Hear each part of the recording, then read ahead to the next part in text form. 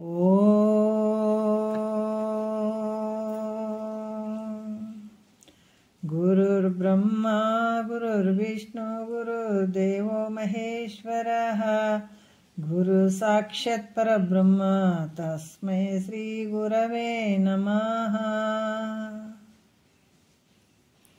ಧ್ಯಾನ ಮೂಲ ಗುರುಮೂರ್ತಿ, ಪೂಜ್ಯ ಮೂಲ ಗುರುಪಾದ, ಮಂತ್ರ ಮೂಲ ಗುರುವಾಕ್ಯಂ, ಮುಕ್ತಿ ಮೂಲ ಗುರುಕೃಪಃ. ಶ್ರೋತ್ರಿಯ ಬ್ರಹ್ಮನಿಷ್ಠ ಸದ್ಗುರು ಬಸವಾನಂದರ ಪಾದಕಮಲಗಳಿಗೂ ಅವರ ಪ್ರತಿರೂಪದಂಥ ನಿಜಗುಣಪ್ಪನವರ ಪಾದಕಮಲಗಳಿಗೂ ನನ್ನ ದೀರ್ಘದಂಡ ಪ್ರಣಾಮಗಳನ್ನು ಸಲ್ಲಿಸುತ್ತಾ, ಸದ್ಗುರು ಮಾರ್ತಾಂಡ ಸಾವಯ ಸದ್ಗುರುಗಳ ಪಾದಕಮಲಗಳಿಗೂ ಹಾಗೂ ರಾಯಪ್ಪ ಸದ್ಗುರುಗಳ ಪಾದಕಮಲಗಳಿಗೂ ನನ್ನ ದೀರ್ಘದಂಡ ಪ್ರಣಾಮಗಳನ್ನು ಸಲ್ಲಿಸುತ್ತಾ, ಗುರು ಸ್ವರೂಪರಾದಂಥ ನನ್ನ ಪತಿದೇವರಿಗೂ ಕೂಡ ನನ್ನ ದೀರ್ಘದಂಡ ಪ್ರಣಾಮಗಳನ್ನು ಸಲ್ಲಿಸುತ್ತಾ, ಮನದಲ್ಲಿ ಸ್ಮರಿಸಿಕೊಳ್ಳುತ್ತಾ, ತಮ್ಮೆಲ್ಲರಿಗೂ ವಂದಿಸುತ್ತಾ, ಇವತ್ತಿನ ಪರಮಾರ್ಥ ಗೀತೆ 9ನೇ ಗತಿ, ನವಮ ಗತಿ ಅಂತ ಹೇಳ್ತಾರೆ. ಕೊನೆಯ ಒಂದು ನುಡಿ ಇಟ್ಕೊಂಡು ಇವತ್ತು ಹೇಳಬೇಕಾಗ್ತದ. ಸೂತ್ರ ನೋಡೋಣ. ಸೂತ್ರ: ಇಂತು ಈ ಪರಿ ಭೂಮಿತ್ರಯಮಂ ತಿಳಿಪಿದನು ಅಲ್ಲಿ ಮೂರನೇ ನಿಸ್ಸಂಗ ಕಂತು ಭಯ ಭೇದವನು ಈಗಂ ತೋರ್ಪೆನು ಅನೂನ ಯುಕ್ತಿ ಸಂಗತ್ಮಾಗಲ್ಲ ಅಂತ ಈ ಸೂತ್ರದಲ್ಲಿ ಹೇಳ್ತಾರೆ. ನಿನ್ನೆಯ ವಿಚಾರದಲ್ಲಿ ಹಲವಾರು ವಿಚಾರಗಳನ್ನು ಅವರು ಹೇಳಿದರು. ಏನು ಹೇಳಿದಾರ ಅನ್ನುವಂಥದ್ದು ನಾವು ಇವಾಗ ಸ್ವಲ್ಪ 10ನೇ ನುಡಿ ಇಟ್ಕೊಂಡು ಮುಂದೆ ಹೋಗೋಣ. ಅಷ್ಟು ನೋಡ್ಕೊಂಡು ಹೋಗೋಣ.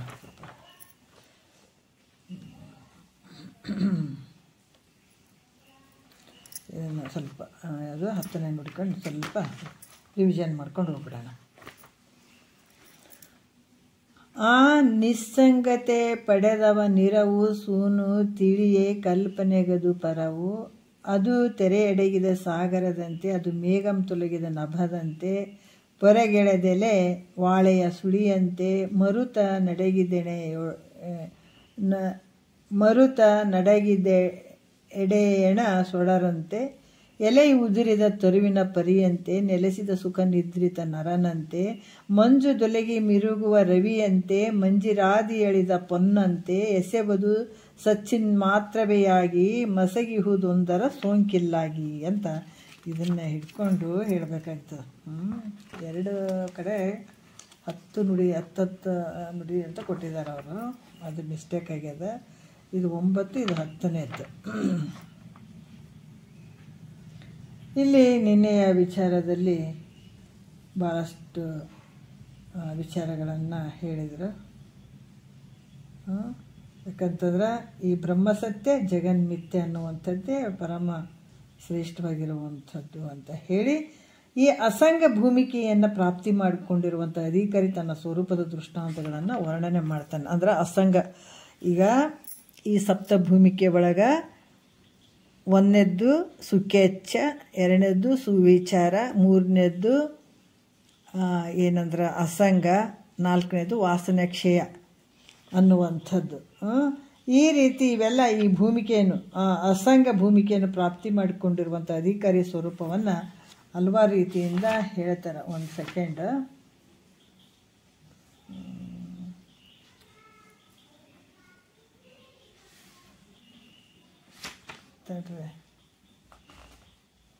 ನಾನು 9ನೇ ನುಡಿ ಅಂತ ಹೇಳಿದ್ದೇನೆ. ನಿನ್ನೆದು 1 ಸೆಕೆಂಡ್ ಸ್ವಲ್ಪ ತಡ್ರಿ. ಮಗಳು ಹೊತ್ತಿರ್ತಾರೆ.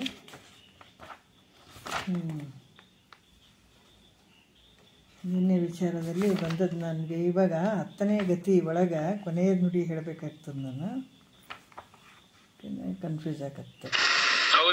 ಹೌದು. ವಾಸನೆ ಕ್ಷಯ 4ನೇ ಭೂಮಿಕೆದಿಂದ ಹೇಳಿದ್ದಾರೆ. ನಿನ್ನೆ ದಶಮ ಗತಿಯಲ್ಲಿ ಬರ್ತದೆ. ಹಿಂದೆ ಕೂಡ 3 ಗತಿಗಳನ್ನು ಹೇಳಿ ವಾಸನೆ ಕ್ಷಯದ 4 ಭೂಮಿಕೆಗಳನ್ನು ಇಲ್ಲಿ ಹೇಳ್ತೀವಿ ಅಂತ ಹೇಳಿದ್ದಾರೆ ಅವರು. ಇಂದಿನ ವಿಚಾರದಲ್ಲಿ ಕೂಡ ಕೆಲವು ವಿಚಾರಗಳು ಬಂದಿದ್ದಾವೆ. ಯಾವುದು ಅಂತಂದ್ರೆ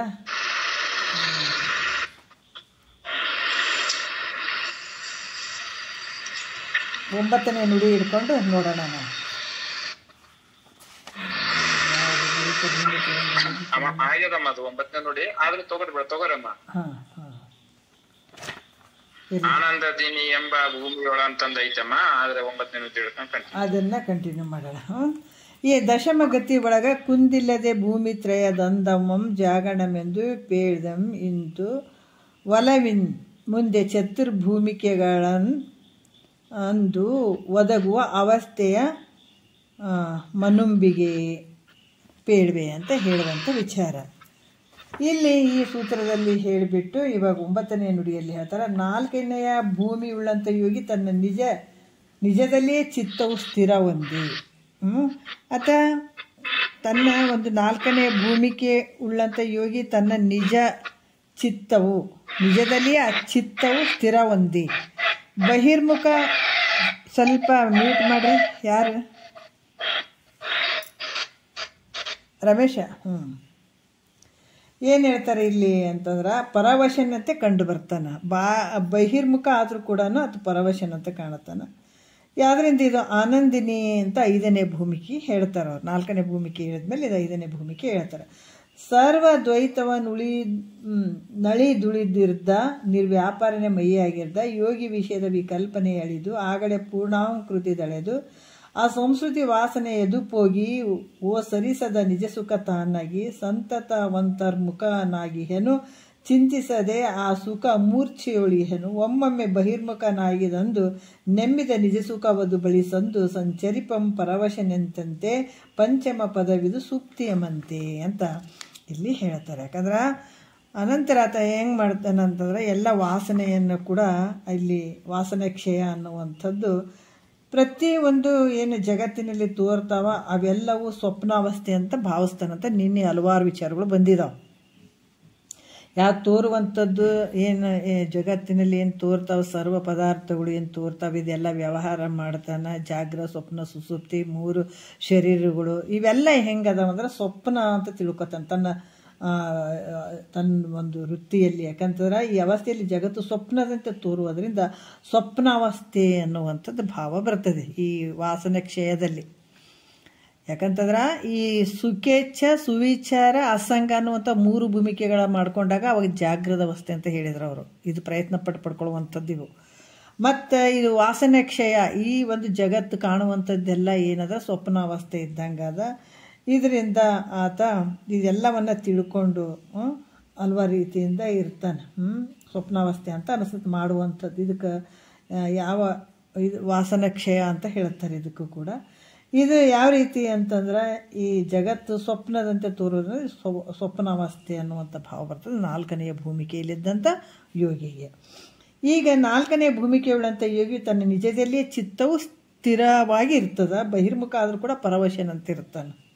ಅದನ್ನು ಕೂಡ ಹೇಳ್ತಾರೆ. ಈಗ ಇದಕ್ಕೇನು ಹೇಳ್ತಾರೆ? ಪರವಶನಂಗೆ ಇರ್ತಾನೆ. ಇದಕ್ಕೆ ಆನಂದಿನಿ ಅನ್ನುವಂಥ 5ನೇ ಭೂಮಿಕೆ ಹೇಳ್ತಾರೆ. ಈ ಅವಸ್ಥೆಗೆ ಆನಂದಿನಿ ಭೂಮಿಕೆ ಅಂತ ಇದು 5ನೇ ಅವಸ್ಥೆ. ಏನು ಹೇಳ್ತಾರೆ ಅಂದರೆ ಎಲ್ಲ ದ್ವೈತ ಪ್ರಪಂಚವನ್ನು ಅಳಿದು ಅದು ಬೇರೆ ಇದು ಬೇರೆ ನಾನು ಬೇರೆ ನೀನು ಬೇರೆ ಅಂತ ಈ ವಿಚಾರಗಳು ಬಂದಿದ್ದಾವೆ. ಅನಂತರ ಆನಂದಿನಿ ಎಂಬ 5ನೇ ಭೂಮಿಕೆಯಲ್ಲಿದ್ದ ಯೋಗಿ ಈ ಸ್ಥಿತಿಯನ್ನು ವರ್ಣನೆ ಮಾಡ್ತಾರೆ.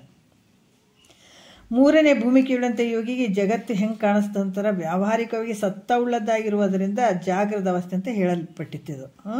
4ನೇ ಭೂಮಿಕೆಯುಳ್ಳಂಥ ಯೋಗಿಗೆ ಈ ಜಗತ್ತು ಪ್ರತಿಭಾಸಿಕ ಸತ್ತೆಯಾಗಿ ಅದು ಪ್ರತಿಭಾಸಿಕವಾಗಿ ತೋರೋದ್ರಿಂದ ಇದಕ್ಕೆ ಸ್ವಪ್ನಾವಸ್ಥೆ ಅಂತ ಕೂಡ ಹೇಳಿದರು ಅವರು. ಮತ್ತು ಈ ಶರತ್ಕಾಲದಲ್ಲಿ ಮೇಘಗಳು ಅಡಗ್ತಾ ಇರ್ತಾವಲ್ಲ ಆವಾಗ ಕೇವಲ ಆಕಾಶ ಹೇಗಿರ್ತದೋ ಅಂದರೆ ಮೇಘಗಳು ಏನೂ ಇರೋಂಗಿಲ್ಲ, ಬರೀ ಆಕಾಶ ಸ್ವಚ್ಛ ಶುದ್ಧವಾಗಿ ತೋರುವಂಥದ್ದು. ಹಾಗೆ 5ನೇ ಭೂಮಿಕೆಯಲ್ಲಿದ್ದ ಯೋಗೀಶ್ವರನಿಗೆ ಪ್ರಾತಿಭಾಸಿಕ ತ್ರಿಪುಟಿಯು ಕೂಡ ತೋರಿದ್ದರಿಂದಲೂ ಶುದ್ಧ ಚಿನ್ಮಾತ್ರ ತೋರಿದ್ದರಿಂದ ಯಾಕಂದರೆ ಇಲ್ಲಿ ಶುದ್ಧ ಚಿನ್ಮಾತ್ರ ರೂಪ ಲಕ್ಷಣದಿಂದ ಅವಶೇಷನಾದ್ದರಿಂದಲೂ ಸುಪ್ತಿ ಅವಸ್ಥೆ ಉಳ್ಳಂಥವನ್ನಂತ ಹೇಳಿಸಿಕೊಳ್ಳಲ್ಪಡ್ತಾನೆ ಆ ಟೈಮ್ನಲ್ಲಿ ಈ ಯೋಗಿ. ಅಂದರೆ ತಮೋರೂಪ ಸುಪ್ತಿ ಉಳ್ಳಂಥವನಲ್ಲ, ಕಿಂತು ಗೌಣಿ ರೂಪ ಸುಪ್ತಿ ಉಳ್ಳಂಥ ಒಂದು ಅವಸ್ಥೆ ಉಳ್ಳಂಥವನು ಅಂತನ್ನುವಂಥದ್ದು ಕೂಡ ಹೇಳ್ತಾರೆ. ಅದರಿಂದಲೇ ಯೋಗಿ ಪಂಚಮ ಭೂಮಿಕೆಗಳನ್ನು ಅಂದರೆ 5 ಭೂಮಿಕೆಗಳು ಸುಖೇಚ್ಛ ಸುವಿಚಾರ ಅಸಂಗ ವಾಸನೆ ಕ್ಷಯ ಆನಂದಿನಿ ಈ 5 ಆತ ಒಂದು ಪಡ್ಕೊಂಡ ಅಂತಂದ್ರೆ ಅವನಿಗೆ ದೃಶ್ಯವಾದ ಪ್ರಪಂಚ ಒಂದು ಸ್ವಲ್ಪ ಕೂಡ ತೋರಂಗಿಲ್ಲ. ಅಲ್ಲ. ಇದು ಅದಕ್ಕೆ ಗುರು ಹೇಳಿದ ಪ್ರಕಾರ ಕೇಳಿ ಮತ್ತು ಆ ನಡೆಯನ್ನು ತಂದುಕೊಳ್ಬೇಕು. ಬದಲಾವಣೆ ಮಾಡ್ಕೊಳ್ಬೇಕು ಮನಸ್ಸನ್ನು. ಎಷ್ಟೋ ಜನ ಇಲ್ಲರಿ ಗುರುಗೂ ವಾಕ್ಯನೂ ಕೇಳ್ತೀವಂತಾರೆ, ಬಿಡಾಕೆ ನಿನ್ನೆ ದೃಷ್ಟ ಅಂತ ಬಂತು.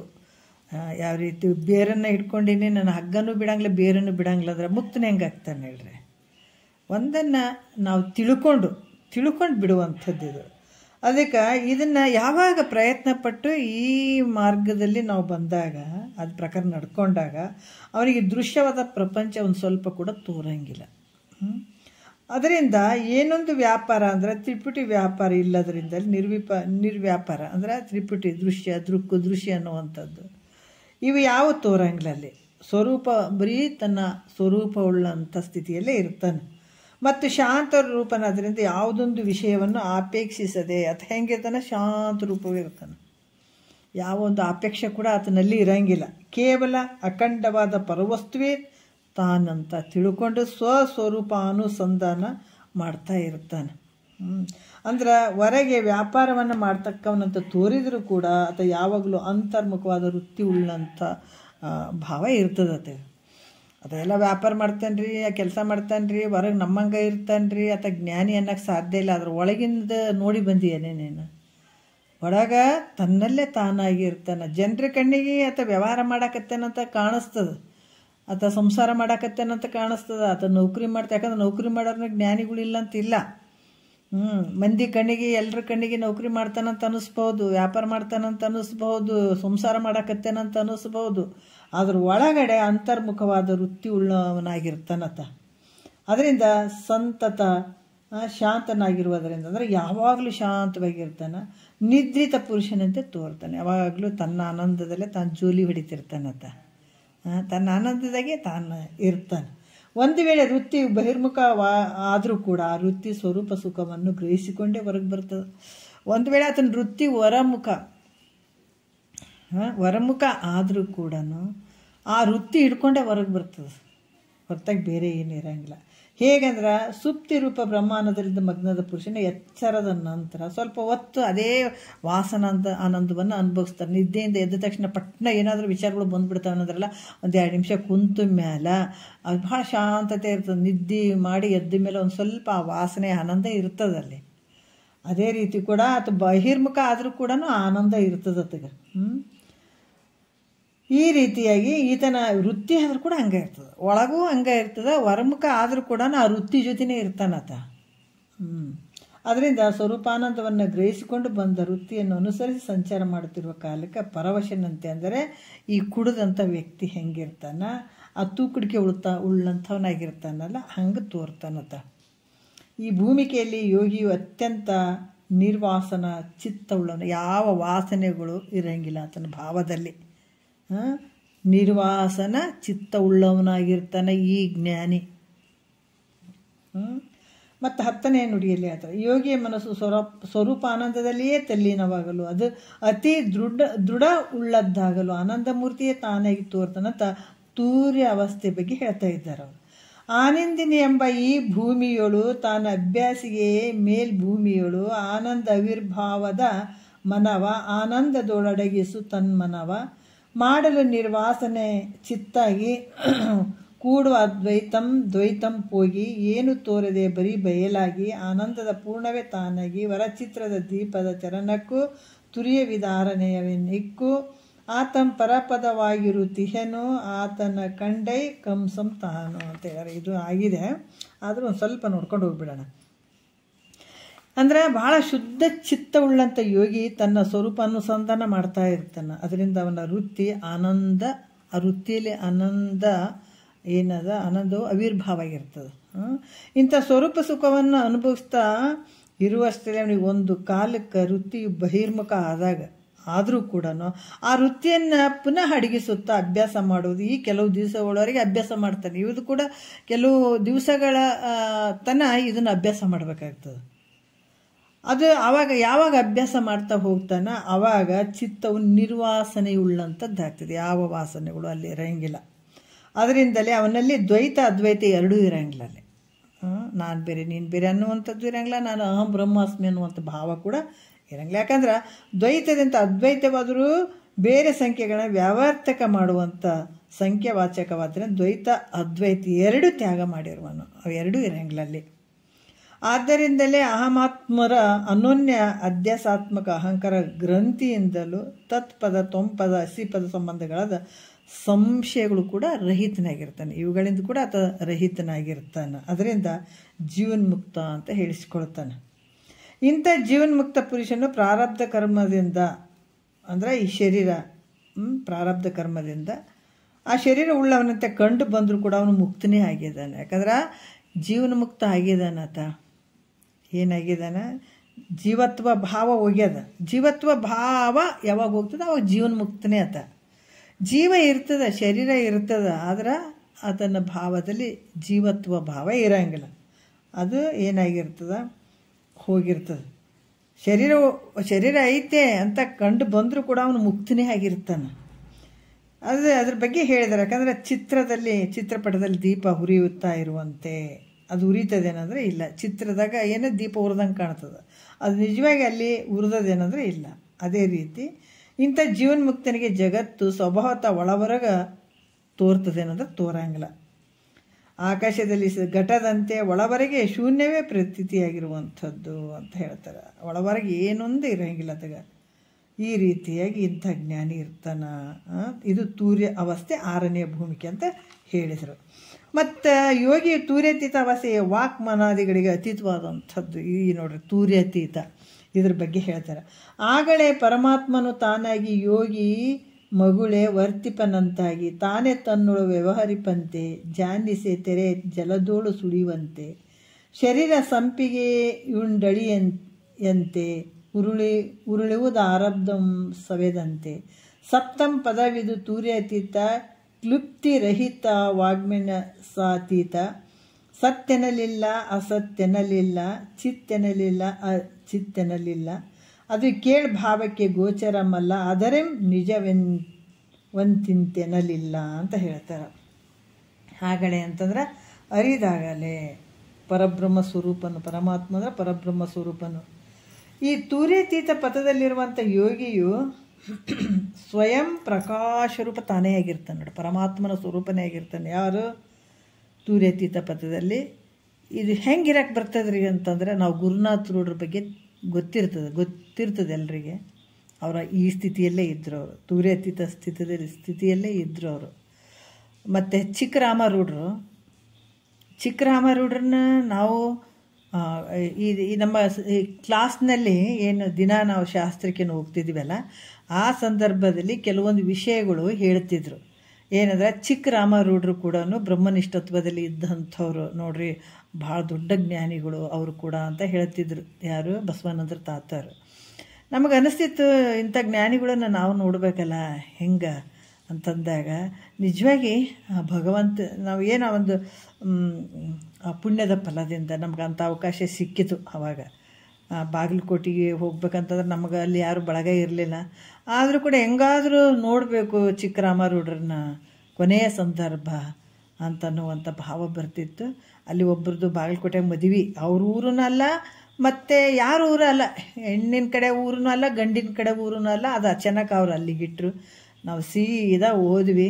ಒಮ್ಮೆಲೆ 6 ಗಂಟೆಗೆ ಇಲ್ಲಿ ರಾತ್ರಿ ಕೂತ್ಕೊಂಡು ಬೆಳಗ್ಗೆ ತನಕ ಓದ್ವಿ. ಬೆಳಗ್ಗೆ ಸೀದಾ ಚಿಕ್ಕರಾಮರೂಢರ ಮಠಕ್ಕೆ ಹೋದಾಗ ಅವ್ರ ಸ್ಥಿತಿಯನ್ನು ನೋಡಿದ್ವಿ. ಸಣ್ಣ ಮಗುವಿನ ಒಂದು ಭಾವ ಇತ್ತು ಅವರಿಗೆ. ಎದುರುಗಡೆ ಏನು ನಿಂತದ್ದು ಕಾಣ್ತಾ ಇರಲಿಲ್ಲ, ಏನಿಲ್ಲ. ಕೊನೆಯ ಸಂದರ್ಭದಲ್ಲಿ ಸ್ವಲ್ಪ ದಿವಸದ ನಂತರ ಅವರು ಹೋದರು. ಆವಾಗ ಆ ಟೈಮ್ನಲ್ಲಿ ಓದೋದಂದ್ರೆ ಅದ್ರದ್ದು ಒಂದು 5-6 ತಿಂಗಳು ಹಿಂದ್ಗಡೆ. ಹಾಗಾಗಿ ಅಂಥ ಸ್ಥಿತಿಯನ್ನು, ಬ್ರಹ್ಮನಿಷ್ಠತ್ವದ ಸ್ಥಿತಿಯನ್ನು ನಾವು ನೋಡಿದ್ದೀವಿ. ಹಾಗಾಗಿ ಗುರುನಾಥ್ರೂಢರದ್ದು ನಾವು ಕೇಳಿದ್ದೀವಿ. ಯಾಕಂದರೆ ಅವ್ರು ಹೆಂಗಿದ್ರು ಅನ್ನುವಂಥದ್ದು ಎಲ್ಲರಿಗೂ ಗೊತ್ತಿದೆ. ಈ ತೂರ್ಯತೀತ ಪಥದಲ್ಲಿರುವಂಥ ಯೋಗಿಯು ಸ್ವಯಂ ಪ್ರಕಾಶರೂಪ ಪರಮಾತ್ಮನೇ ತಾನಾಗಿರ್ತಾನೆ. ಅಂದರೆ ಶರೀರ ರಹಿತನಾದವನಾದರೂ ಕೂಡ ಜನರ ಕಣ್ಣಿಗೆ ಅಥವಾ ಶರೀರದ ಒಂದು ಸಂಪೂರ್ಣ ಭಾವ ಅಳದಿರ್ತದೆ. ಹೆಂಗೆ ಅಳದಿರ್ತದೆ ಅಂದರೆ ಒಂದು ವಿಚಾರ ನೋಡಬೇಕು, ಜ್ಞಾನಿ ಹೆಂಗಿರ್ತಾನೆ ಅನ್ನುವಂಥದ್ದು. ಒಂದು ಸಲ ಇದು ವಿಚಾರಗಳು ಬಂದಾವ. ಗುರುನಾಥ್ರೂಢರಿಗೆ ಈ ಒಂದು ಸ್ಟೋನ್ ಆಗಿದ್ದು, ಹೊಟ್ಟೆಯಲ್ಲಿ ಸ್ಟೋನ್ ಆಗಿ ಭಾಳ ಪ್ರಾಬ್ಲಮ್ ಆಗಿತ್ತು. ಅದು ರೀಸಸ್ ಮಾಡಲ್ಲಿ ಬಂದು ಕೂತ್ಕೊಂಡ್ಬಿಟ್ಟಿತ್ತಂತ ಹಳ್ಳ. ಆವಾಗ ಹೊಟ್ಟೆ ರೀಸಸ್ ಹೋಗ್ಲಾರ್ದು ಹೊಟ್ಟೆ ಉಬ್ಕೊಂಡು ಬಿಟ್ಟದ.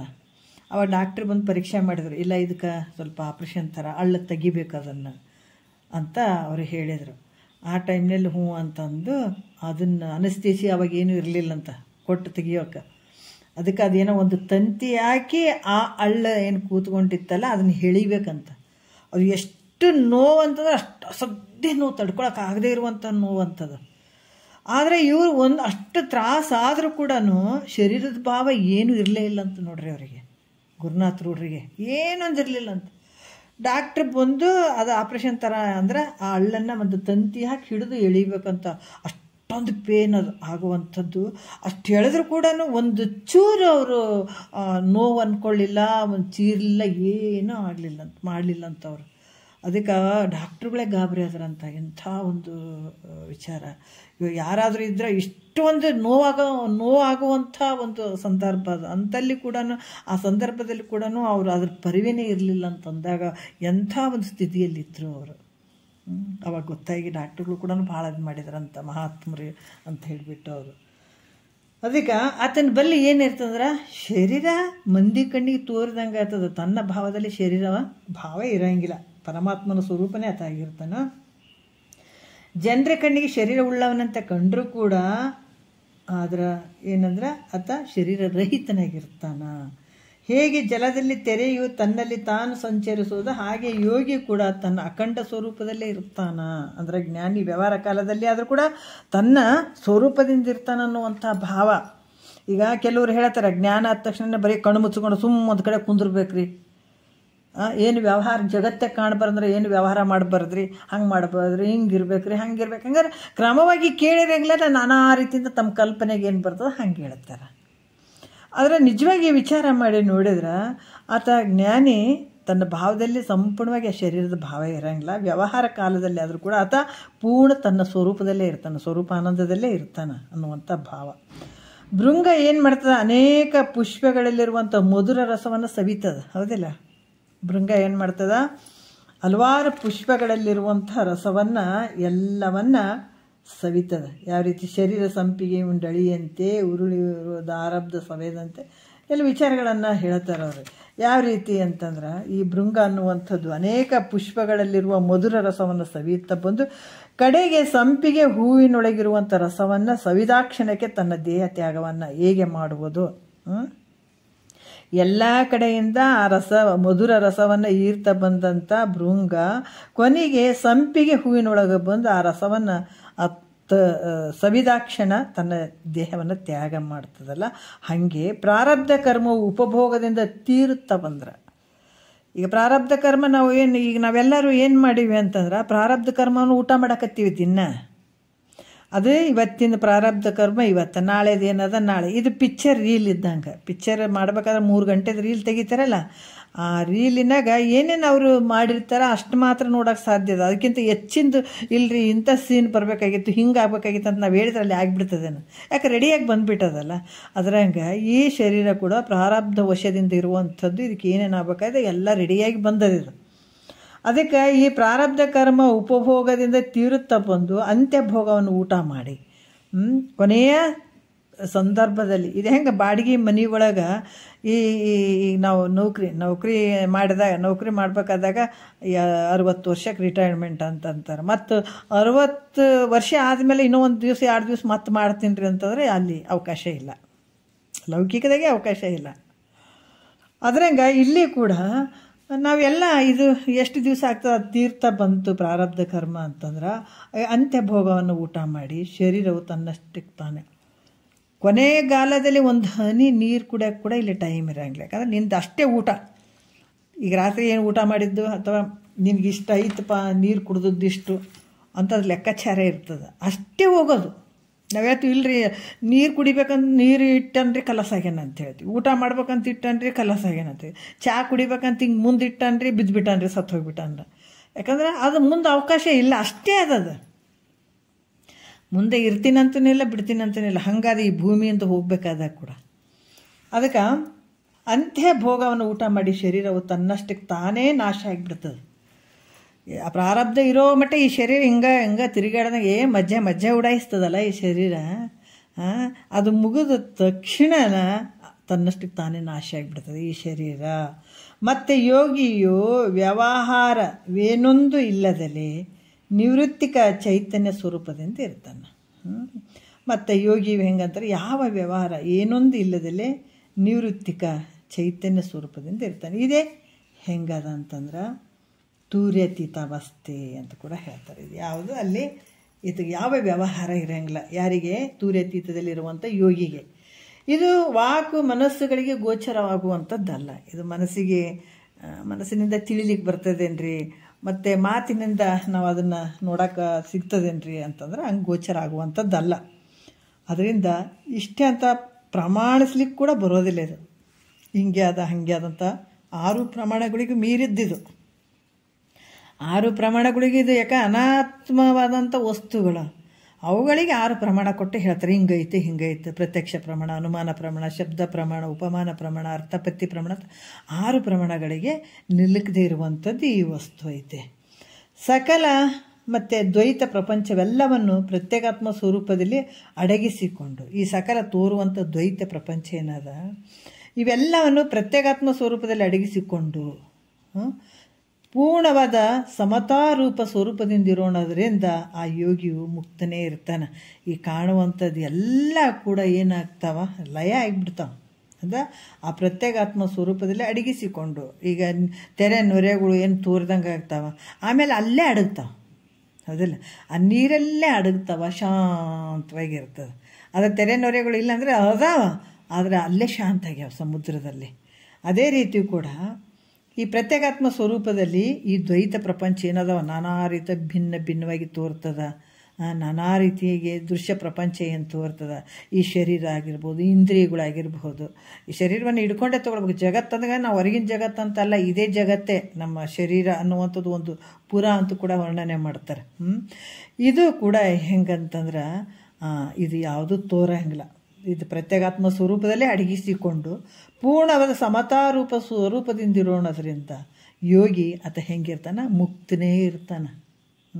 ಇದರಲ್ಲಿ ಯಾವ ಸಂಶಯವೂ ಇಲ್ಲ, ಸಂದೇಹವೂ ಇಲ್ಲ. ನೋಡ್ರಿ, ಪ್ರಾರಬ್ಧ ಕರ್ಮ ಸಂಬಂಧವಾಗಿ ಸುಖ ದುಃಖಾದಿ ಭೋಗಗಳೇನಾದರೂ ಬಂದರೆ, ಯಾಕಂದ್ರೆ ಪ್ರಾರಬ್ಧದ ಸಂಬಂಧ ಈಗ ಭಾಳಷ್ಟು ಜನ ಹೇಳ್ತಾರೆ, ಇಲ್ಲರಿ ದೊಡ್ಡ ಯೋಗಿ ಅದಾರ್ರಿ, ಅವರಿಗಿಂತ ದುಃಖ ಬರಲೇಬಾರ್ದಾಗಿತ್ತು, ಈ ಶರೀರಕ್ಕಿಂತ ರೋಗ ಬರಲೇಬಾರ್ದಾಗಿತ್ತು ಅಂತ ಹೇಳುವಂಥದ್ದು ಇರ್ತದೆ. ಭಾಳಷ್ಟು ಜನ ಕ್ರಮವಾಗಿ ಕೇಳಿರಂಗಿಲ್ಲ.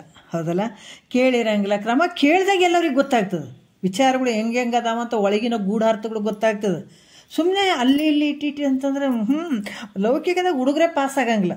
ಯಾವಾಗೋ 8 ದಿವ್ಸಕ್ಕೊಂದ್ಸಲ ಸಾಲಿ ಚಕ್ಕರ್ ಹಾಕಿ ಬಂದು ಇಟ್ಟು ಓದ್ತೀನಿ ಬರ್ತೀನಿ, ದಡ್ಡ ಐತ್ರಿ ಅದಂತ ಹೇಳ್ತೀವಲ್ಲ, ಇಲ್ಲಿ ಕೂಡ ಹಂಗದ. ಯಾಕಂದರೆ ಯಾವಾಗ ಕ್ರಮಶಾಸ್ತ್ರ ನಾವು ಕೇಳ್ತೀವಿ ಎಲ್ಲ ಗೊತ್ತಾಗ್ತದೆ. ಅದಕ್ಕೆ ಪ್ರಾರಬ್ಧ, ಈ ಸಂಚಿತ ಕರ್ಮ ಆಗಾಮಿ ಕರ್ಮ ಎರಡೂ ಸುಟ್ಟಿರ್ತಾವ ಜ್ಞಾನಿಗೆ. ಸಂಚಿತ ಕರ್ಮನೂ ಉಳಿಯಂಗಿಲ್ಲ, ಆಗಾಮಿ ಕರ್ಮನೂ ಬರೋಂಗಿಲ್ಲ. ಏನು ಪ್ರಾರಬ್ಧ ರೀಲ್ ಬಂದುಬಿಟ್ಟದಲ್ಲ ಈಗ, ಏನು ಪ್ರಾರಬ್ಧ ಕರ್ಮ ಒತ್ಕೊಂಡು ಬುತ್ತಿ ತೊಗೊಂಡು ಬಂದುಬಿಟ್ಟಾನ, ಅದು ಊಟ ಮಾಡಲೇಬೇಕಾಗ್ತದೆ. ಈ ಶರೀರಕ್ಕೆ ರೋಗಗಳು ಬರುವಂಥದ್ದು ಕೂಡ ಪ್ರಾರಬ್ಧ ಕರ್ಮ, ಒಂದು ಧಾತುಜ ಒಂದು ಕರ್ಮಜ ರೋಗಗಳು ಬರ್ತಾವೆ. ಈ ಶರೀರಕ್ಕೆ ಬರುವಂಥದ್ದು ಏನು ಪ್ರಾರಬ್ಧ ಕರ್ಮದಿಂದ ಬರುವಂಥದ್ದು. ಈ ಸುಖ ದುಃಖ ಇವೆಲ್ಲ ಬರುವಂಥದ್ದು ಪ್ರಾರಬ್ಧ ರೂಪವಾಗಿ ಬರುವಂಥದ್ದು. ಅದಕ್ಕೆ ಇವು ಜ್ಞಾನಿಗೆ ಯಾಕ್ರಿ ಬರ್ತಾವ ಅಲ್ರಿ? ಅಷ್ಟು ತಿಳಿದವದಾರ, ಅಷ್ಟು ಜ್ಞಾನಿಗಳದಾರ ಅಂದ್ರೆ ಅವ್ರಿಗೆ ಯಾಕೆ ಇಂಥ ರೋಗ ಬರ್ಬೇಕು? ಹಂಗೆ ಅನ್ನೋಕ್ಕೆ ಸಾಧ್ಯನೇ ಇಲ್ಲ. ಯಾಕಂದ್ರೆ ಅದ್ರದ್ದು ಆ ಶರೀರದ ಏನು ಪ್ರಾರಬ್ಧ ಅದು ಒತ್ಕೊಂಡು ಬಂದದು. ಅವ್ರಿಗೇನು ಬರಬಾರ್ದಂತೆ ನೇಮ ಇಲ್ಲ. ಆದರೆ ಅವ್ರಿಗೆ ಸಂಬಂಧ ಐತೇನಂದ್ರೆ ಅವ್ರಿಗೆ ಸಂಬಂಧ ಇರಂಗಿಲ್ಲ. ಯಾರಿಗೆ? ಜ್ಞಾನಿಗೆ. ಯಾಕಂದರೆ ಶರೀರ ಆತ ಭಿನ್ನವಾಗಿ ಕಾಣ್ತಾ ಇರ್ತಾನೆ, ಶರೀರ ತನಗೆ ಸಂಬಂಧ ಇಲ್ಲ ಅಂತ ನೋಡ್ತಿರ್ತಾನಂದಾಗ ನೋಡೋರ ಕಣ್ಣಿಗೆ ಅತಗ ಬಂದದ್ರಿ ರೋಗ ಅಂತ ಹೇಳ್ತೀವಿ. ಆದರೆ ಆತ ಅದ್ರ ಇದ್ರಿಟ್ಟು ನೋಡ್ತಾನೆ, ತನ್ನ ಶರೀರಕ್ಕೆ ಬಂದದಂತಾನೆ, ತನಗೆ ಬಂದದಂತ ಆತ ಯಾವತ್ತೂ ದುಃಖ ಪಡಂಗಿಲ್ಲ. ಹೀಗಾಗಿ ಸುಖನೂ ಬರ್ಬೋದು, ದುಃಖನೂ ಬರ್ಬೋದು. ಅದಕ್ಕೆ ತನ್ನ ಒಂದು ಪ್ರಾರಬ್ಧ ಮುಗಿಯೋ ಮಟ್ಟ ಜ್ಞಾನಿ ಅದನ್ನು ಜೀವನ್ಮುಕ್ತ ಆಗಿದ್ದಾನೆ. ಆದರೂ ಸುಖ ದುಃಖಾದಿ ಭೋಗಗಳೇನಾದರೂ ಬಂದರೂ ಕೂಡ ಆ ಸುಖ ಬಂದಾಗ ಪೂರ್ತಿ ಹಿಗ್ಗಿ ಅಂತ ಅನ್ನಂಗ್ಲತ್ತ. ಸುಖನೂ ಬಂದ್ರೂ ದುಃಖನೂ ಬಂದ್ರೂ ಎರಡೂ ಸಮನಾದ ಸ್ಥಿತಿಯಲ್ಲಿ ಇರ್ತಾನೆ. ಏನು ಬಂದರೂ ಕೂಡ ಆತ ಅವುಗಳಿಗೆ ಸಾಕ್ಷಿಯಾಗಿ ನಿರ್ಲೇಪದಿಂದ ಕೂಡಿರ್ತಾನೆ ಆತ. ಹೆಂಗೆ? ಪದ್ಮಪತ್ರದಂತೆ. ಅಂದ್ರೆ ಯಾವುದು ಕಮಲದ ಎಲೆ ನೀರಲ್ಲಿದ್ದರೂ ಕೂಡ ನೀರು ಹನಿ ಏನಾದರೂ ಕೆಸರಿನಲ್ಲೇ ಇರ್ತದೆ ನೀರಲ್ಲಿ. ಅಲ್ಲಿ ನೀರು ಏನಾದರೂ ಎಲೆಗೆ ಹತ್ತುತ್ತವೆ ಏನಂದರೆ ಇಲ್ಲ ಏನೋ ಒಂದು ಚೂರು ಹತ್ತಲಾರ್ದಂಗೆ ಇರ್ತದಲ್ಲ, ಆ ರೀತಿ ಈತ ತಾನು ಜೀವನ ಮಾಡ್ತಾ ಇರ್ತಾನೆ. ಯಾರು? ಜೀವನ ಮುಕ್ತನಾದಂಥವನು.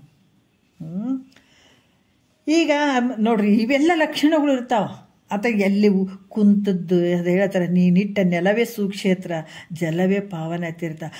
ಏನು ಐಷಾರಾಮಿ ಜೀವನ ಬೇಕಂತಾನೆ ಸಿದ್ಧಾರೂಢರಿಗೆ ಕರೆದುಬಿಟ್ಟು ಹೇಳಿದರು, ಚಲೋ ಒಂದು ಮಂಚ ಗಾದಿ ಎಲ್ಲ ಅಪ್ಪ ಇಲ್ಲೇ ಇರಪ್ಪ, ಇಲ್ಲೇ ಇರು, ಎಲ್ಲಿ ಹೋಗ್ಬೇಡಪ್ಪ ಅಂತ ಎಷ್ಟು ಹೇಳಿದರು. ಅವರಿಗೆ ಅದು ಭಾಳಷ್ಟು ಒಂದು ಬಂಧನ ಆಗಿಬಿಡ್ತು ನೋಡ್ರಿ. ಬಂಧನ ಆಗಿ ತತ್ತಿದ್ದು ನನಗಿದು ಎಲ್ಲ ಯಾಕೆ ಬೇಕಂತೇಳಿ ಹೊಂಟ್ಬಿಟ್ರು. ಯಾವ್ಯಾವ ರೂಪದಲ್ಲಿ ಮಹಾತ್ಮರು ಹೆಂಗಾಗಿದ್ದಾರೆ ಎಲ್ಲವೂ ಒಂದು ಜಗತ್ತನ್ನು ತೃಣ ಸಮಾನಾಗಿ ಅಂತ ನೋಡಿದಾರಂತಂದಾಗ ಗುರುಗಳು ಐಷಾರಾಮಿ ಜೀವನ ಅದಂತೆಲ್ಲ ಬಯಸ್ತಾರನ್ನ ಅವರು ಸಾಧ್ಯನೇ ಇಲ್ಲ. ನಿಜಗೊಂಡ್ರು ಏನು ಬಯಸ್ತಾರೆ ನೋಡ್ರಿ ಮಹಾತ್ಮರಿಗೆ, ಎಲ್ಲವನ್ನ ತೃಣ ಸಮಾನಾಗಿ ದೊಡ್ಡ ಒಂದು ಶ್ರೀಮಂತರು ರಾಜರು ನೋಡ್ರಿ. ರಾಜರು ಅಂದರೆ ಹೆಂಗಿರ್ತಾರ, ಆಳು ಓಳು ಆಸ್ತಿ ಸಂಪತ್ತು ಭೋಗದ ಎಲ್ಲ ಇರ್ತಾವೆ.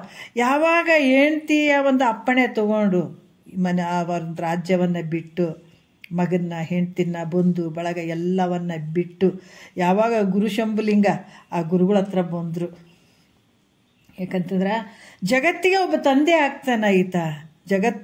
ಜಗತ್ತಿನ ಮುಮುಕ್ಷಿಗಳಿಗೆ ಉದ್ಧಾರ ಮಾಡ್ತಾನ. ಎಷ್ಟೋ ಜನರೇ ನಿಜಗೊಂಡ್ರಿಂದ ಉದ್ಧಾರ ಆಗ್ತಾರ. ತಾಯಿ ಇದನ್ನು ಬಿಟ್ಬಿಡು ಅಂತ ಆಕಿ ಭಾಳ ಅಳ್ತಿರ್ತಾಳಲ್ಲ ಹೆಂಡತಿ, ನಿಜಗೊಂಡ್ರೆ ಹೆಂಡತಿ ಭಾಳ ಅಳ್ತಿರ್ತಾಳೆ. ನನ್ನ ಗಂಡನ ಬಿಟ್ಟಿರಂಗಿಲ್ಲ, ನಾನು ಹೋದ್ರೆ ನನ್ನ ಗಂಡನ ಜೊತೆ ಹೋಗ್ತೀನಿ, ನನಗೊಬ್ಬಕ್ಕಿಗೆ ಸಂಸಾರ ಬರೆದು ಕೊಟ್ಟದೇನು, ನಾನು ಹೋಗ್ತೀನಿ ಅಂತ ಆಕೆ ಹಠ ಮಾಡಿ ತುಂಬ ಒಂದು ದುಃಖ ಪಡ್ತಾ ಇರ್ತಾಳೆ. ಆವಾಗ ಸದ್ಗುರು ಹೇಳ್ತಾರಲ್ಲ, ತಾಯಿ ನೀನು ಮಗುನ ನೋಡ್ಕೊಂಡು ರಾಜ್ಯವನ್ನು ನೋಡ್ಕೊಂಡಿರು. ಇವರು ಹಲವಾರು ಮುಮುಕ್ಷಿಗಳಿಗೆ ಅವರು ಏನು ಉದ್ಧಾರ ಮಾಡುವಂಥ ಜಗತ್ತನ್ನು ಬೆಳಗುವಂಥ ಶಕ್ತಿ ಇವ್ರ ಹತ್ರ ಅದ.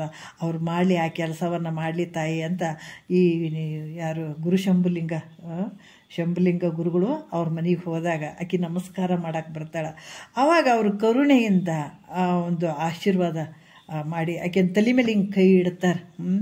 ಇಟ್ಟಾಗ ನೋಡ್ರಿ ಆ ಒಂದು ಆಶೀರ್ವಾದ ಕೃಪಾಶೀರ್ವಾದದಿಂದ ಆಕೆಯ ಮನಸ್ಸು ಭಾಳಷ್ಟು ಒಂದು ಏನು ಒಂದು ಆ ದುಃಖ ಇರ್ತಲ್ಲ ಅದರಿಂದ ಒಂದು ಸ್ವಲ್ಪ ಸಮಾಧಾನ ಆಗ್ತದೆ ಆಕೆಗೆ. ಅವಾಗ ಆಕೆ ಎದ್ದು ನಿಂತು, ಇಲ್ಲ ಮುಮುಕ್ಷಗಳ ಉದ್ಧಾರಕ್ಕಾಗಿ ನನ್ನ ಗಂಡ ಇವತ್ತು ಹೋಗ್ತಾನಂದ್ರೆ ನಾನು ಬಿಟ್ಕೊಡ್ತೀನಿ ಅನ್ನುವಂಥ ಭಾವ ಅವಾಗ ವ್ಯಕ್ತಪಡಿಸ್ತಾಳೆ. ಗುರುವಿನ ಶಕ್ತಿ ಎಷ್ಟೈತಿ ನೋಡ್ರಿ. ಅವ್ರು ಸುಮ್ಮನೆ ತಲೆ ಮೇಲೆ ಕೈ ಇಟ್ಟು ಆಶೀರ್ವಾದ ಮಾಡ್ತಾರೆ. ಗುರು ಶಂಭುಲಿಂಗ ಗುರುಗಳು ಹಿಂಗೆ ಕೈ ಇಟ್ಟು ಆಶೀರ್ವಾದ ಮಾಡ್ತಾರೆ. ತಾಯಿ ಹಲವಾರು ಮುಮುಕ್ಷಿಗಳನ್ನು ಉದ್ಧಾರ ಮಾಡ್ತಾರೆ, ನಿನಗೂ ಒಳ್ಳೇದಾಗ್ತದ ಅಂತ ಆಶೀರ್ವಾದ ಮಾಡಿದ ತಕ್ಷಣವೇ ಆಕೆಗೆ ಭಾವನೆ ಬದಲಾವಣೆ ಆಗಿಬಿಡ್ತದೆ. ಆದಾಗ ಅವಾಗ ಬಿಟ್ಟು ಆತ ಬರ್ತಾನೆ, ಶಂಭುಲಿಂಗನ ಬೆಟ್ಟಕ್ಕೆ ಬರ್ತಾನೆ. ನಾವು ಚಿಲುಕವಾಡಿದಾಗ ನೋಡ್ಬೋದು. ಅಲ್ಲಿ ಬಂದಾಗ ಅವ್ರ ಮನೆ ದೇವರು ಈಶ್ವರನ ಗುಡಿ ಅದಲ್ಲಿ, ಆ ಈಶ್ವರನ ಗುಡಿ ಬೈಲದ, ತುಂಬ ಬೈಲದಲ್ಲಿ. ಅಲ್ಲಿ ಬಂದು ರಾತ್ರಿ ಬೆಳದಿಂಗಳಿತ್ತು, ಆರಾಮಾಗಿ ನೆಲದ ಮೇಲೆ ಮಲಗ್ತಾರಂತ ನೋಡ್ರಿ. ನೆಲದ ಮೇಲೆ ಮನೆಗೆ ಬಿಟ್ಟು ಈ ಪಂಜರದಿಂದ ಬಿಡಿಸಿಕೊಂಡು ಬಂದಂಥ ಪಕ್ಷಿ ಆನಂದವಾಗಿ ಹೆಂಗಿರ್ತದ ಹಂಗ ಅವ್ರ ಭಾವ ಆಗಿತ್ತಂತ ಹೇಳ್ತಾರೆ ಅವರು. ಹಂಗಾಗಿ ಕೊನೆಗೆ ಇಂಥ ಒಂದು ಪಂಜರದಿಂದ ನಾನು ಪಾರಾಗಿ ಬಂದೆ, ಇಂಥ ಒಂದು ಅವಕಾಶ ನನಗೆ ಸಿಕ್ಕಿತು, ಇನ್ನು ನಾನು ಸ್ವತಂತ್ರ ಅಂತ ಹೇಳಿ ಆರಾಮಾಗಿ ಮಲಗಿ ಈ ಭೂಮಿಯ ಒಂದು ಆಸೆಗೆ ಆಕಾಶನೇ ಒಂದು ಒದಿಕೆ ಅಂತ ಅನ್ನುವಂಥ ಭಾವದಲ್ಲಿ ಇದ್ರಂತ ನಿಜಗೊಂಡ್ರು. ನೋಡ್ರಿ, ಈ ರೀತಿಯಾಗಿ ಇರುವಂಥವ್ರು ಐಷಾರಾಮಿ ಜೀವನ ಬಯಸ್ತಾರೆ. ನೀವರು ತತ್ತಂತಾರೆ. ಅದಕ್ಕೆ ಅದು ಬರಂಗಿಲ್ಲ ಅಂತಲ್ಲ, ಮತ್ತು ಅದು ಹಂಗಲ್ಲ, ಅದು ಏನು ಬಹಳಷ್ಟು ಒಂದು ಸುಖದಿಂದ ಕೂಡಿದಂಥ ಭೋಗ ಏನಂದ್ರೆ ಆ ರೀತಿ ಇರುವಂಥದ್ದು ಬಂದರೂ ಕೂಡ ಅದು ಪ್ರಾರಬ್ಧ ರೂಪವಾಗಿ ಬಂದಿರ್ತದೆ. ಆದರೆ ನನಗೆ ಸುಖ ಇದೆ, ಐಶ್ವರ್ಯ ಸಿಕ್ಕದ, ಇಂಥ ಒಂದು ಭೋಗ ಐತೆ ಅಂತ ಅನ್ನುವಂಥ ದೃಷ್ಟಿಯಲ್ಲಿ ಅದ್ರಾಗೂ ಕೂಡ ಆತ ಒಳಗಾಗಂಗಿಲ್ಲ. ದುಃಖ ಆದಂಥ ದುಃಖದಾಗ ಕೂಡ ಭಾಗಿಯಾಗಂಗಿಲ್ಲ. ಆತ ಎರಡನ್ನು ಸಮವಾಗಿ ತಗೊಳ್ತಾನತ. ಅದಕ್ಕೆ ಯಾವ ರೀತಿ ಅಂದರೆ ಪದ್ಮಪತ್ರದಂತೆ ವರ್ತನೆ ಮಾಡ್ತಾನತ. ಸುಖ ಬಂದರೂ ಕೂಡ ಹಿಗ್ಗಂಗಿಲ್ಲ, ದುಃಖ ಬಂದದಂತೂ ಕೂಡ ಆತ ಹೊಳಂಗಿಲ್ಲ. ಈ ರೀತಿಯಾಗಿರ್ತಾನೆ. ಮತ್ತು ನಾ ಸಾಯ್ತೀನಿ ಅಂತ ಕಲ್ಪನೆ ಏನಾರು ಇರುತ್ತೆ, ಭಯ ಇರ್ತದೆ. ಅದಕ್ಕೆ ಶರಣರಿಗೆ ಮರಣ ಅನ್ನುವಂಥದ್ದು ಮಹಾನವಮಿ ಅಂತ ಹೇಳ್ತಾರೆ, ಅಥವಾ ಶಿವರಾತ್ರಿ ಅಂತ ಕೂಡ ಹೇಳ್ತಾರೆ. ಆದರೆ ಅಜ್ಞಾನಿಗೆ ಹೋಳಿ ಹುಣ್ಣಿಮೆ ಥರ ಸಾವು ಅನ್ನುವಂಥದ್ದು. ಇವರು ಸಂತೋಷ ಪಡ್ತಾನತ. ಅದಕ್ಕೆ ಸಾಯ್ತೇನೆ ಅನ್ನುವಂಥ ಕಲ್ಪನೆ ಕೂಡ ಆತ ಮಾಡ್ತಾನೇನಂತಂದ್ರೆ ಯಾವ ಒಂದು ಕಲ್ಪನೆ ಕೂಡ ಆತನಲ್ಲಿ ಇರೋಂಗಿಲ್ಲ. ಅದರಿಂದಲೇ ಆತ ಹೆಂಗೆ ತಿಳ್ಕೊಂಡಿರ್ತಾನೆ, ಸಾಯುವಂಥವ್ ನಾನು ಅಲ್ಲ, ಯಾವಾಗಲೂ ಇರುವಂಥವನು. ಶರೀರ ಸಂಬಂಧ ಯಾವತ್ತೂ ಬಿಟ್ಟಿರ್ತಾನೆ, ಶರೀರದ ಭಾವ ಇಲ್ಲ. ಹೆಂಗದೀನಿ ನಾನು ಸದ್ರೂಪ ಇದ್ದೀನಿ, ಯಾವಾಗಲೂ ಇರುವಂಥವನು ಅದೀನಿ, ದುಡಾಗಿರ್ತದೆ ಆತನ ಬಲ್ಲಿ. ಮತ್ತು ಇಲ್ಲಿ ಸದ್ರೂಪ ಚಿದ್ರೂಪ ಮತ್ತು ಅಸದ್ರೂಪ ಚಿದ್ರೂಪ ಅಚಿದ್ರೂಪನನ್ನುವಂಥ ಕಲ್ಪನೆಗಳು ಆತನ ಯಾವುದಿಲ್ಲ. ನಾ ಸದ್ರೂಪ ಯಾವಾಗ ಒಂದು ತೂರ್ಯದಲ್ಲಿ ಕೆಲವೊಂದು ಭಾವನೆಗಳು ಅಲ್ಲಿ ಸ್ವಲ್ಪ ಇರ್ತಾವೆ. ಚಿದ್ರೂಪ ನಾನು ಅಹಂ ಬ್ರಹ್ಮಾಸ್ಮಿ ಇದ್ದೀನಿ, ನಾನು ಹಂಗದೀನಿ ಅಂತ ಒಂದು ಸ್ವಲ್ಪ ಭಾವ ಇದ್ದಂಗೆ ಇರ್ತದೆ. ಆದರೆ ಅದು ಕೂಡ ಇಲ್ಲಿ ತೂರ್ಯತೀರ್ಥದಲ್ಲಿ ಯಾವುದೂ ಇರೋಂಗಿಲ್ಲ, ಯಾವುದೂ ಇರೋಂಗಿಲ್ಲ. ಕೇವಲ ಆತ್ಮರಾಮರೂಪನಾಗಿಯೇ ಇರ್ತಾನತ. ಇಂಥ ಅವಸ್ಥೆ ಉಳ್ಳಂಥ ಯೋಗಿ ವ್ಯಾವಹಾರಿಕ ಗೃಹಸ್ಥನೇ ಆಗಿರಲಿ ಅಥವಾ ವ್ಯವಹಾರವಿಲ್ಲದ ಯತಿಯೇ ಆಗಿರಲಿ, ನೋಡ್ರಿ ಇಲ್ಲಿ ಹೇಳ್ತಾರೆ, ಎಲ್ಲೂ ಸಂಸಾರದಲ್ಲಿ ಜ್ಞಾನಿ ಇರಂಗಿಲ್ಲ ಅಂತ ಎಲ್ಲೂ ಇಲ್ಲ. ಭಾಳಷ್ಟು ಜನ ಸಂಸಾರದಲ್ಲೇ ಜ್ಞಾನಿಗಳಾಗಿ ಮುಕ್ತರಾಗಿದ್ದಾರೆ. ಮತ್ತು ಅಥವಾ ಹೊರಗಡೆ ಏನು ಅಂತಂದ್ರೆ ಯತಿ ಅಂದ್ರೆ ಆ ಗುರು ರೂಪದಲ್ಲಿ ಎಲ್ಲಾದರೂ ಇರ್ಬೋದು. ಅದನ್ನ ಪ್ರಾರಬ್ಧ ಮಠದಲ್ಲಾರ ಇರ್ಬೋದು, ಕಾವಿ ಬಟ್ಟೆಯಾರ ಹಾಕ್ಕೊಂಡಿರ್ಬೋದು, ಬಿಳಿ ಬಟ್ಟೆಯಾರ ಹಾಕ್ಕೊಂಡಿರ್ಬೋದು, ಅಥವಾ ಪ್ರಾರಬ್ಧಕ್ಕನುಸಾರವೇ ಹೋಗ್ತದಲ್ಲಿ. ಅದಕ್ಕೆ ಆತ ಗೃಹಸ್ಥನೇ ಆಗಿದ್ದು ಆತ ವ್ಯವಹಾರ ಮಾಡ್ತಾ ಇರುವಂಥವನ್ನ ಆಗಿರಲಿ ಅಥವಾ ಯತಿನೇ ಆಗಿರಲಿ, ಅವನು ನಿತ್ಯ ಶುದ್ಧ ಬುದ್ಧ ಅಜರಾಮರ ಸ್ವರೂಪವಾದ ಚಿದಾಕಾಶವೇ ನಾನಿದ್ದೀನಂತ ಆ ಭಾವದಲ್ಲೇ ಇರ್ತಾನಂತ. ಅದೇ ಸ್ವರೂಪದಲ್ಲಿ ಆತ ಇರ್ತಾನೆ. ಅದರಿಂದ ಸ್ವಲ್ಪ ಆದರೂ ಕೂಡ ದುಃಖವನ್ನು ಆತ ಪಡೋಂಗಿಲ್ಲ. ಅಂದ್ರೆ ತೃಣಾಗ್ರದಲ್ಲಿಯೂ ಯಾವ ವಸ್ತು ಇರುವುದೋ ಅದೇ ನಾನಂತ ಅಲ್ಲಿ ದೃಢವಾದ ಜ್ಞಾನ ಉಳ್ಳ ಅಂಥವನಾಗಿರ್ತಾನೆ. ಯಾಕಂದ್ರೆ ಇಲ್ಲಿ ಆ ಸ್ವರೂಪ ಬ್ರಹ್ಮ ಸ್ವರೂಪ ಪರಬ್ರಹ್ಮ ಸ್ವರೂಪ ನಾನೇ ಇದ್ದೀನಂತ ದೃಢವಾದ ಜ್ಞಾನ ಉಳ್ಳವನಾದ್ರಿಂದ ಆತ ಯಾವುದಕ್ಕೆ ಮೋಹ ಮಾಡಂಗಿಲ್ಲ. ಅದರಿಂದ ಅವನ ಸ್ವರೂಪವನ್ನು ಕುರಿತು ಯಾವುದೊಂದು ಕಲ್ಪನೆಯನ್ನು ಕೂಡ ಮಾಡಲಿಕ್ಕೆ ಬರೋದಿಲ್ಲ. ನೋಡ್ರಿ, ಅದನ್ನ ಸ್ವರೂಪ ಅದರ ಕುರಿತು ಒಂದು ಯಾವ ರೀತಿಯಿಂದ ಕಲ್ಪನೆ ಮಾಡೋಕ್ಕೂ ಕೂಡ ಬರೋದಿಲ್ಲ. 3 ಭೂಮಿಕೆಗಳು ಮುಮುಕ್ಷು ಪರವಾದವುಗಳೆಂದು, 4ನೇದು ಜ್ಞಾನಿ ಪರವೆಂದು, 5, 6, 7 ಜೀವನ್ಮುಕ್ತ ಪರವಾದವುಗಳಂತ ತಿಳಿತಕ್ಕದ್ದು. ಇಲ್ಲಿ ಸಪ್ತ ಭೂಮಿಕೆ ಒಳಗೆ ಏನು ಹೇಳಿದ್ದಾರೆ ಅವರು ಅಂದ್ರೆ 3 ಭೂಮಿಕೆಗಳು ಯಾವುವು? ಸುಖೇಚ್ಛ ಸುವಿಚಾರ ಅಸಂಗ. ಇವು 3 ಭೂಮಿಕೆಗಳು ಮುಮುಕ್ಷುಗಳ ಪರವಾಗಿರುವಂಥದ್ದು. 4ನೇ ಭೂಮಿಕೆ ಯಾವುದು? ವಾಸನಕ್ಷಯ ಜ್ಞಾನಿ ಪರವೆಂತು. 5, 6, 7 ಆನಂದಿನಿ ತೂರ್ಯತೀತ. ಇವು 3 ಜೀವನ್ಮುಕ್ತನ ಪರವಾದವುಗಳಂತ ತಿಳಿತಕ್ಕದ್ದು. ಈ ರೀತಿ ತಿಳ್ಕೊಳ್ಬೇಕು ಸಪ್ತಭೂಮಿಕೆ ಒಳಗ ಅಂತ ಹೇಳ್ತಾರೆ ಅವರು. ಮತ್ತು ಇವಾಗ ಹೇಳ್ತಾರೆ ಮುಂದಿನ ಗತಿಗೆ ಬೀಜವಾದಂಥ ಪ್ರಶ್ನೆಯನ್ನು ಮಾಡ್ತಾರೆ. ಏನು ಮಾಡ್ತಾರೆ ನೋಡೋಣ. ಆವುದು ಪರಮಾತ್ಮನ ಸದ್ಭಾವ ಭಾವಿಸಲದರೊಡ ಬೆರೆಸಿದ ಜೀವ ಎಂತು ಮಗುಳೇ ವರ್ತಿಪನೆನೆ ಸೂನು ಇಂತು ಗುರುತ್ತಮ ನೊರೆದಂ ತಾನು ಅಂತ ಹೇಳ್ತಾರೆ. ಇಲ್ಲಿ ಮುಂದಿನ ವಿಷಯಕ್ಕೆ ಬೀಜ ಮಾಡುವಂಥದ್ದು. ಶಿಷ್ಯನು ಗುರುಗಳನ್ನು ಕುರಿತು, ಏ ಸದ್ಗುರುನಾಥನೇ, ಈ ಪರಮಾತ್ಮನೊಡನೆ ಐಕ್ಯವಾಗಿ ಶರೀರಧಾರಿಯಾದಂಥ ಯೋಗಿಯು ಅಂದ್ರೆ ಏ ಸದ್ಗುರುನಾಥನೇ ಪರಮಾತ್ಮನೊಡನೆ ಐಕ್ಯ ಆಗಿ ಬಿಟ್ಟಿದ್ದಾನ, ಅಭೇದ ಸ್ಥಿತಿಯಲ್ಲಿ ಅದಾನತ. ಅಂಥ ಗುರು ಯೋಗಿ ಶರೀರಧಾರಿಯಾಗಿ ಕಂಡ್ರೂ ಕೂಡ ಆತ ಹೆಂಗೆ ವ್ಯವಹಾರ ಮಾಡ್ತಾನ? ಶರೀರ ಆದ್ರೆ ಆತ ಪರಮಾತ್ಮನ ಸ್ವರೂಪನೇ ಆಗಿಬಿಟ್ಟಿದ್ದಾನ, ಪರಮಾತ್ಮನೊಡನೆ ಐಕ್ಯ ಆಗಿಬಿಟ್ಟಿದೆ. ಅಂದರೆ ಅಭೇದ ಸ್ಥಿತಿಯಲ್ಲೇ ಇದ್ದಾನ, ತನ್ನ ಸ್ವರೂಪದಲ್ಲೇ ಇದ್ದಾನ. ಆದರೂ ಕೂಡ ಶರೀರ ವ್ಯವಹಾರ ಮಾಡಬೇಕಾಗ್ಯದ. ಅಂದರೆ ಆತ ಹೆಂಗೆ ವ್ಯವಹಾರ ಮಾಡ್ತಾನ? ಆದರೆ ಅಜ್ಞಾನಿಗಳಂತೆ ವ್ಯವಹಾರ ಮಾಡ್ತಾನೋ ಅಥವಾ ವಿಲಕ್ಷಣವಾದ ವ್ಯವಹಾರ ಉಳ್ಳಂಥವನಾಗಿರ್ತಾನೆ. ಅಜ್ಞಾನಿಗಿಂತ ಬೇರೆ ವಿಲಕ್ಷಣವಾಗಿ ಏನಾರು ವ್ಯವಹಾರ ಮಾಡ್ತಾನೇನತ? ಅವನ ಲಕ್ಷಣವೇನು? ಅದನ್ನು ನನಗೆ ಹೇಳಬೇಕು ಅಂತ ಪ್ರಶ್ನೆ ಮಾಡಲು ಗುರುಗಳು ಶಿಷ್ಯನನ್ನು ಕುರಿತು ಮುಂದಿನ ಗತಿಯಲ್ಲಿ ಹೇಳ್ತಾರೆ. ಮತ್ತು ನಾವು ಮುಂದಿನ ಗತಿ ನೋಡೋಣ. ಈ ಗತಿಯಲ್ಲಿ ಹೇಳಿದ ವಿಷಯವನ್ನು ಉಪಸಂಹರಿಸುತ್ತಾರೆ. ಇಲ್ಲೇನು ಹೇಳ್ತಾರೆ? ಗತಿ 10ನೇದದಿ ಗತಿ ತವೆನಿಪ ನಿರೂಪಣೆಗಳು ಏಕಾದಶವಂ ತತಿಶಯಮಾಗಿರೆ ತಿಳಿಯಲ್ ಪ್ರತಿಪಾದಿತವಿಲ್ಲಿ 4 ಭೂಮಿಗಳ ಭೂಮಿಕೆ ಒಲವಿಂ ಅಂತ ಹೇಳ್ತಾರೆ. ಈ ರೀತಿಯಾಗಿ ಅಂತುಗತಿ 10ಕ್ಕೆ ನಿರೂಪಣ, 110ಕ್ಕೆ ಚರಣ 1360 ಅಂತ ಹೇಳ್ತಾರೆ. ಮಂಗಳಮಸ್ತು ಅಂತ ಇಲ್ಲಿ ಹೇಳಿ, ನಾಳೆಗೆ ನಾವು ಏಕಾದಶಿ ಅಂದರೆ 11ನೇ ಕೊನೆಯ 11 ಗತಿಗಳು ಅದಾವ ಪರಮಾರ್ಥ ಗೀತೆಯಲ್ಲಿ. 11ನೇ ಗತಿ ಅದು ಬಹಳ ವಿಶೇಷ ಅದ್ಭುತವಾದಂಥದ್ದು. ಯಾಕಂದರೆ ಪರಮಾತ್ಮನ ಸ್ವರೂಪನೇ ಆತಾಗಿದ್ದಾನೆ. ಯಾವ ಭಾವನೆಗಳಿಲ್ಲ, ಏನು ಅದು ಹೋಗಿ ತಿನ್ನಬೇಕು ಉಣಬೇಕು ಮಾಡಬೇಕು ಏನೇನಿಲ್ಲ ಆತನ ಬಲ್ಲಿ. ಆದರೂ ಕೂಡ ಆತ ಶರೀರ ಆದಲ್ಲ, ಆತ ಹೆಂಗೆ ವ್ಯವಹಾರ ಮಾಡ್ತಾನೆ?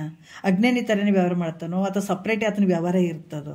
ಅದು ಏನಂಬುದನ್ನು ನಾಳೆ ನೋಡೋಣ. ಗುರುಗಳ ಹೇಳ್ತಾರೆ, ಕೇಳೋಣ. ಒಂದೆರಡು ಮತ್ತು ಗುರುಗಳು ಪಾದಕ್ಕೆ ಅರ್ಪಿಸಿ ಹರ ಓಂ.